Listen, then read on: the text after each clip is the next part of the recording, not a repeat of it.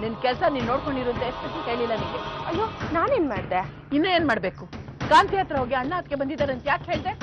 ಇದೊಳ್ಳೆ ಕತೆ ಆಯ್ತು. ಬಂದಿದ್ದವ್ರ ಅಣ್ಣ ಅದಕ್ಕೆ ಅದನ್ನ ಹೋಗಿ ಹೇಳ್ದೆ. ಇದ್ರಲ್ಲೇನ್ ತಪ್ಪಿದೆ? ಅವ್ಳಿಗೆ ಯಾರು ಇಲ್ಲ, ಅವಳ ಅನಾಥೆ ಅಂತ ತಾನೇ ಹೇಳ್ಕೊಂಡ್ ಬಂದಿರೋದು.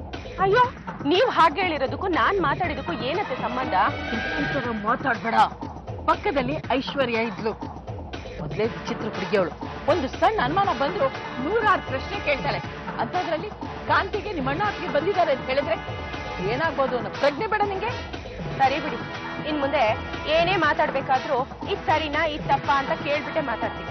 ಈಗ ಸರಿ ಅಂದ್ರೆ ಅದನ್ನ ಮಾತಾಡ್ತೀನಿ, ಇಲ್ಲ ಅಂದ್ರೆ ಬಾಯ್ ಮುಚ್ಕೊಂಡು ತೆಪ್ಪಗಿದ್ಬಿಡ್ತೀನಿ. ಮೊದ್ಲು ಯಾರಿಗೂ ಗೊತ್ತಾಗೋದ್ ಬೇಡ, ಗುಟ್ಟಾಗಿ ಮದ್ವೆ ನಡೀಲಿ ಅಂತ ಹೇಳಿದ್ರು. ಆಮೇಲೆ ನೋಡಿದ್ರೆ ಹಾವಿನ ಕಾಟ ಶುರು ಆಯ್ತು. ಅದನ್ನ ಪರಿಹಾರ ಮಾಡೋಕೆ ಸುಬ್ರಹ್ಮಣ್ಯಕ್ಕೆ ಹೋದ್ರೆ ಅಲ್ಲಿ ನಿಮ್ ತಮ್ಮಂಗೆ ಇನ್ನೊಂದು ಮದ್ವೆ ಆಗಿದೆ ಅಂತ ಹೇಳಿದ್ರು. ಅದನ್ನ ಅವರು ಒಪ್ಕೊಂಡ್ರು. ಈಗ ನೋಡಿದ್ರೆ ಅದ್ ಬರೀ ಶಾಸ್ತ್ರಕ್ಕೋಸ್ಕರ ನಡೆದ ಮದ್ವೆ ಅಂತ ಹೇಳ್ತಿದ್ದಾರೆ. ಭಾವ, ನಾನು ಯಾವ್ದನ್ನ ನಂಬ್ಲಿ, ಯಾವ್ದನ್ನ ಬಿಡ್ಲಿ? ನಿಜ ಹೇಳಿ ಭಾವ, ಕಾವೇರಿ ಜೊತೆ ಮಂಜು ಮದುವೆ ಆಗಿರೋದು ನಿಜಾನಾ? ಮದುವೆ ಆಗಿದೆಯೋ ಇಲ್ವೋ ಅಂತ ಹೇಳಬೇಕಾದ್ರೆ ನಾನು ನಿನ್ನ ಗಂಡ ನಿನ್ನಂತೆ. ಅವ್ರು ಹೇಳಿದ್ದನ್ನ ನಂಬೋದು ಬಿಡೋದು ನಿನಗೆ ಬಿಟ್ಟು. 100 ಜನನ ಪ್ರಶ್ನೆ ಮಾಡಿದ್ರೆ 100 ತರದ ಉತ್ತರ ಸಿಗುತ್ತೆ. ಸಂಸಾರ ನಿಂದೆ ಆದ್ರಿಂದ ನಿರ್ಧಾರಗಳು ನಿಂದೆ ಆದ್ರೆ ಚೆನ್ನಾಗಿ. ಇಷ್ಟು ದಿನ ಕಾಂತಿ ಮನೆಗೆ ಬರಬೇಡ ಅಂತ ಹೇಳ್ತಿದ್ಲು, ಈಗ ಈ ಅಮ್ಮ ಹೇಳೋದಕ್ಕೆ ಶುರು ಮಾಡಿದಾಳೆ. ನಿನ್ ಮೇಲೆ ಆ ಮನೆಗೆ ಹೋಗೋದೇ ಬೇಡ.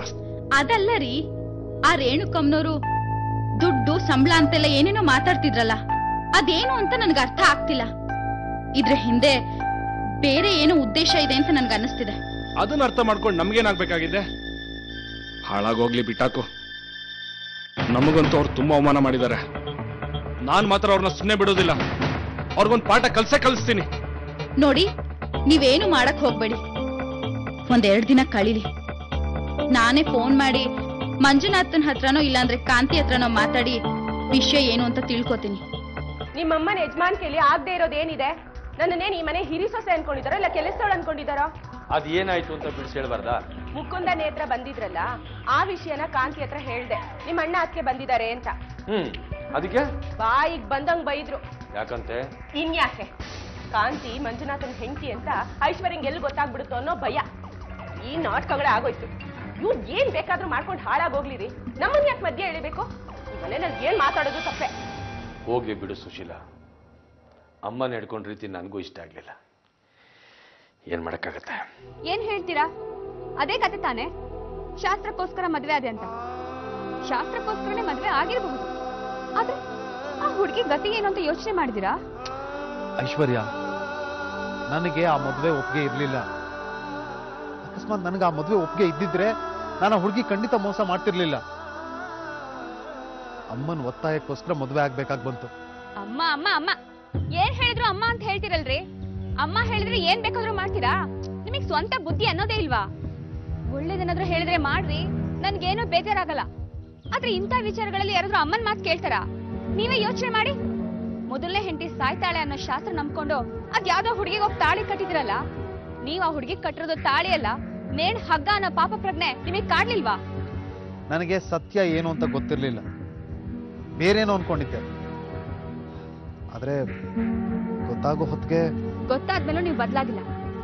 ಇನ್ನು ಹಾಗೆ ಇದೀರಲ್ರಿ, ನಿಮಗೆ ಪಶ್ಚಾತ್ತಾಪನೇ ಆಗ್ತಾ ಇಲ್ವಾ? ಅದಕ್ಕೆ ನಾನು ನಿನ್ನ ಹತ್ರ ಎಲ್ಲ ಹೇಳ್ಬೇಕು ಅಂತ ಬಂದಿದ್ದೀನಿ. ರೀ, ಐಶ್ವರ್ಯ ಹತ್ರ ನಾನು ನಿಮ್ ಹೆಂಡತಿ ಅಂತ ಹೇಳೋದಕ್ಕೆ ಹೊರಟಿದ್ದೀರಲ್ಲ, ಏನ್ ಮಾಡ್ಬೇಕು ಅನ್ಕೊಂಡಿದ್ದೀರಾ ನೀವು? ನನಗೂ ಸಾಕಾಗಿದೆ ಕಾಂತಿ. ಸತ್ಯ ಏನು ಅಂತ ಐಶ್ವರ್ಯ ಹೇಳ್ಬಿಡ್ತೀನಿ. ಆಮೇಲೆ ಏನಾಗುತ್ತೋ ಆಗ್ಲಿ. ನೀವೇನಾದ್ರೂ ಐಶ್ವರ್ಯಂಗೆ ನಾನು ನಿಮ್ ಹೆಂಡತಿ ಅನ್ನೋದನ್ನ ಹೇಳಿದ್ರೆ ನನ್ ಮೇಲೆ ಆಣೆ.